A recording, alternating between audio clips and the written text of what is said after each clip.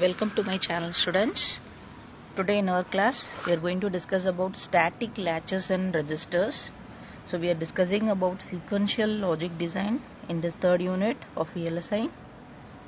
So in the previous video we were discussing about what is sequential circuit and what is the basic element of it, and what is the basic block of a sequential circuit, like that we discussed. And in this class we are going to discuss about the static latches and register, which are very essential elements for designing a sequential circuit. So first of all we must understand what is a latch. So a latch is an essential component in the construction of an edge triggered register. With the help of latches, by combining the latches we can able to form a register. It is a level sensitive circuit. A latch is a level sensitive circuit and it passes the D input to Q output when the clock signal is high. So depending upon the latch, there are two types of latches. One is positive and negative latch.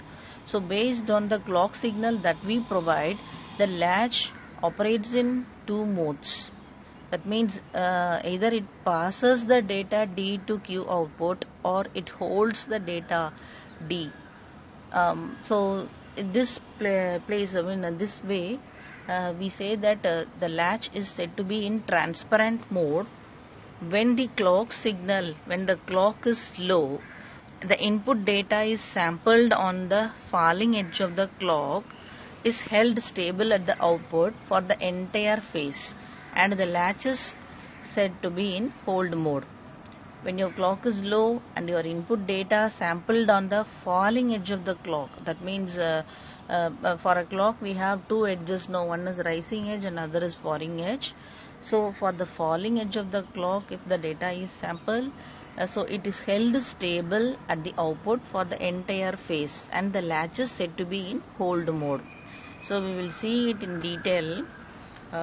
A latch operating under above condition is called positive latch. That means what I said now, whenever the clock signal is high, the data D is sampled.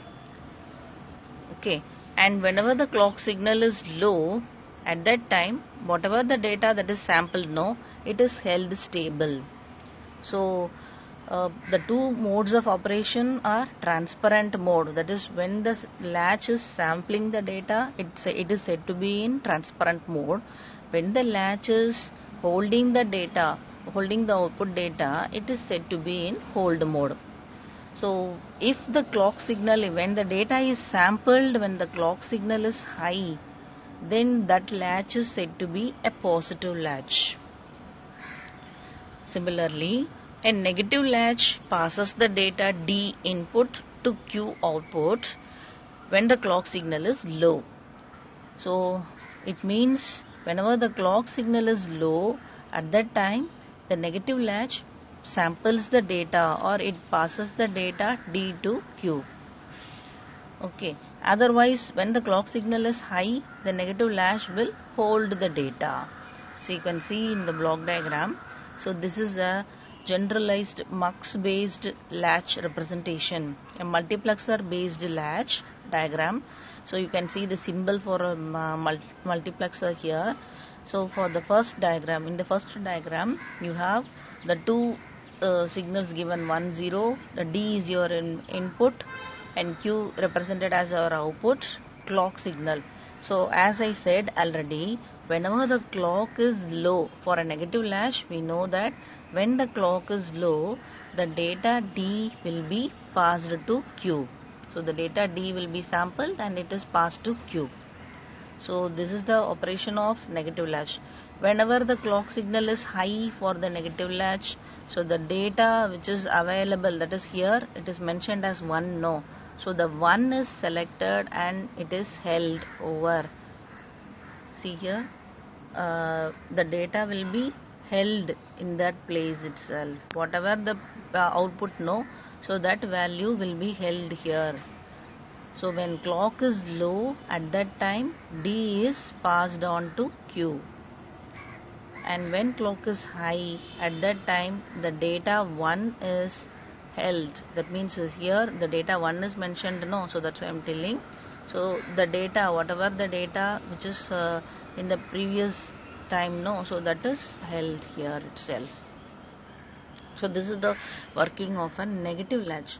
Simultaneously you can see the working of a positive latch. So for a positive latch, whenever the clock signal is high, the data D is passed to Q. When clock signal is high, data D is passed to Q. Clock signal is high. When the clock signal is low, the data whichever is available, no, so that is in the output is held stable. That means here the 0 data is selected and is held stable for the clock signal low condition. So a negative and positive latches based on mux is represented here. So when the clock signal is high, the input 1 of the multiplexer connects to the output of the latch is selected. So this diagram explanation I am giving now. For the first diagram, the negative latch.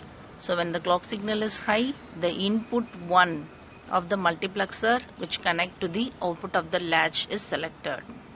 When the clock signal is low, the input 0 of the multiplexer is selected and the D input is passed to the output.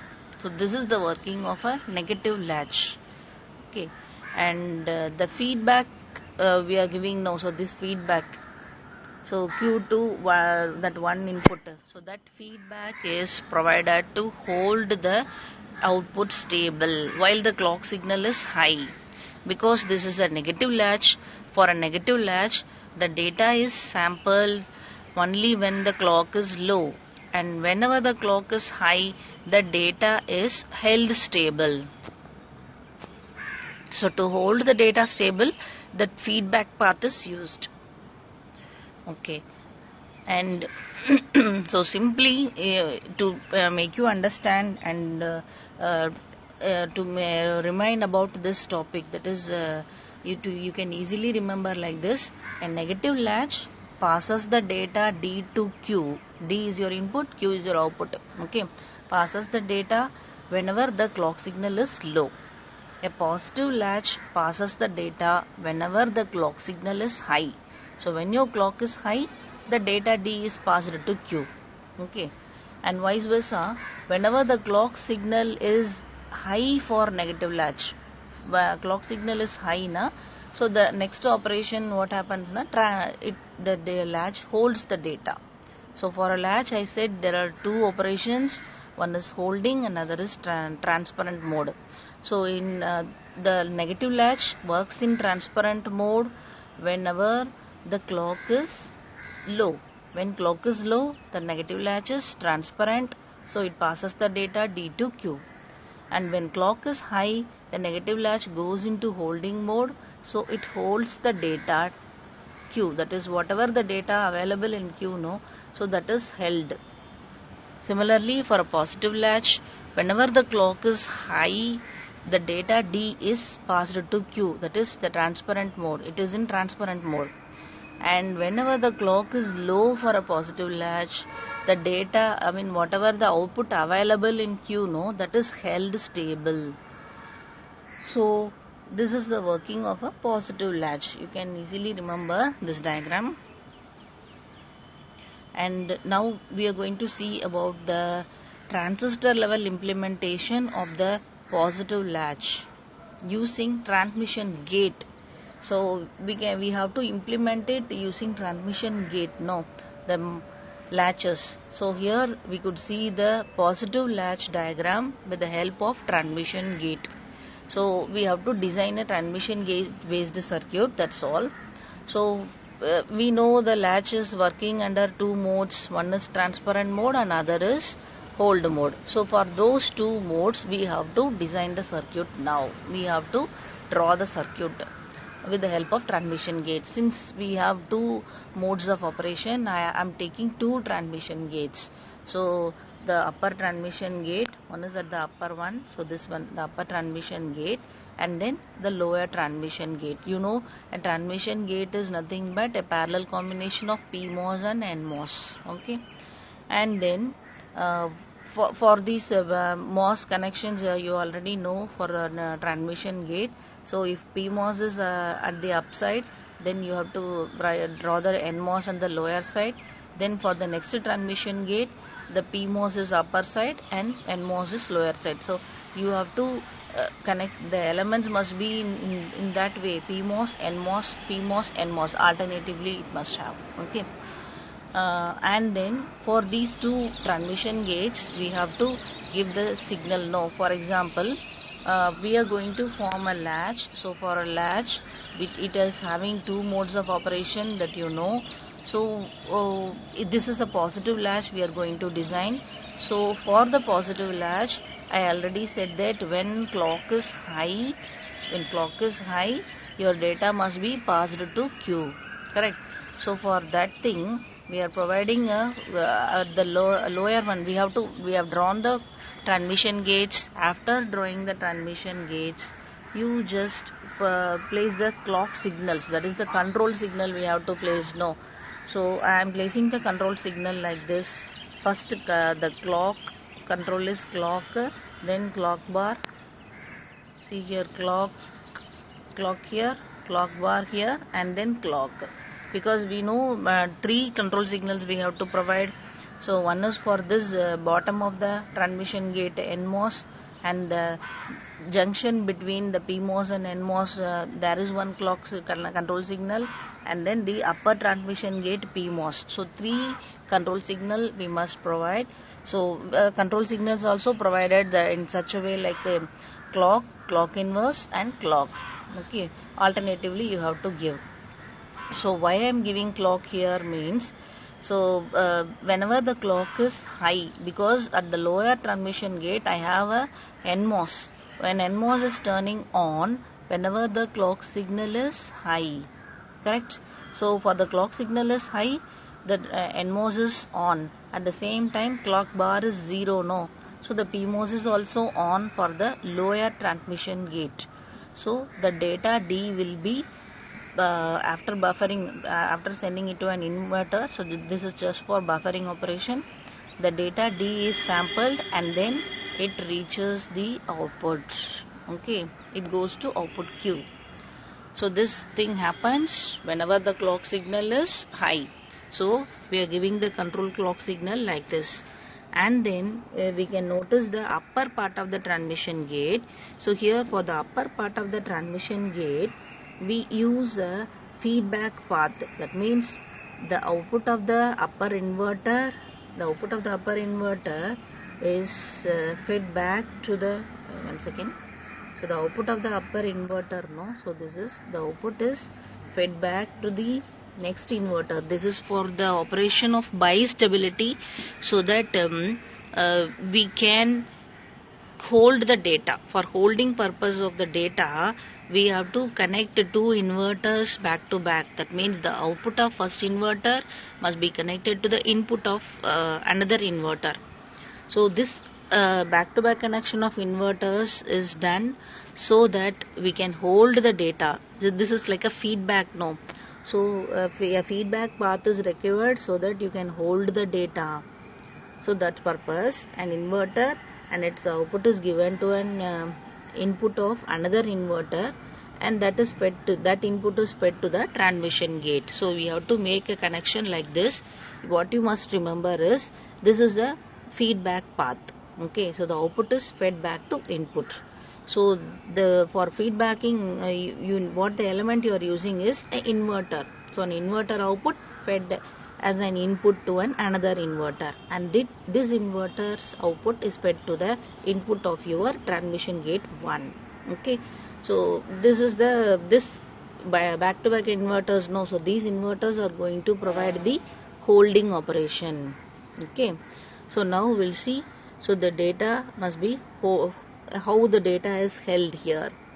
So whenever the clock signal is high, I said that the data D is passed to Q. Now for the other operation we have to see, when the clock signal is low. So that means my clock is low. So when the clock is low now, so this is 0, this is 1, and then the lower part will become 0. That is clock no. When the clock is low, what happens? So the clock is low. So the lower transmission gate is now turned off, because the NMOS is getting 0, PMOS is getting 1. So the lower transmission gate is now off. it is off. So it won't sample the data D. So the transmission gate stops sampling. Okay. At the same time, what happens to the upper transmission gate, you see? So the upper transmission gate, the PMOS is 0 and then the NMOS getting 1. So this transmission gate is now on. So if this transmission gate is on now, it enables the feedback path. Now the feedback path is enabled. So whatever the output value that is present in Q, so that Q value, so this Q value is held stable in this loop, correct? So the Q value, whatever it is present now, so that is held stable here. So like this way the positive latch behaves. I think you would have understood this. So the positive latch passes the data D to Q output whenever the clock signal is high, and whenever the clock signal is low, the latch, the holding circuit works and it holds the previous output. Whatever the value available in Q, that is held stable. So this is how we have to design a positive latch. And you may ask one thing, whenever the clock is high, what about the transmission gate, the upper transmission gate, how it will work? I said that when the clock is high, the lower transmission gate is on, it passes the data D to Q. At the same time, when the clock is high, the upper transmission gate is in off mode. You noticed, I think. So whenever the clock is high, the upper transmission gate is off. So there is no feedback at all here. Okay. So when clock is high, the transmission gate is off. So there is no closed loop path here. So your data D is passed to Q. And when clock is low, the upper transmission gate is on, lower is off. So your feedback path is established and then the data is held stable at Q. Okay, so this is the working of a positive latch. Similarly, you can able to design a negative latch based on the same concept. So for designing a negative latch, what we have to do is simply we have to change the clock signals, the control signals which are given to the transmission gates. So that we will discuss in the next class. Thank you, students.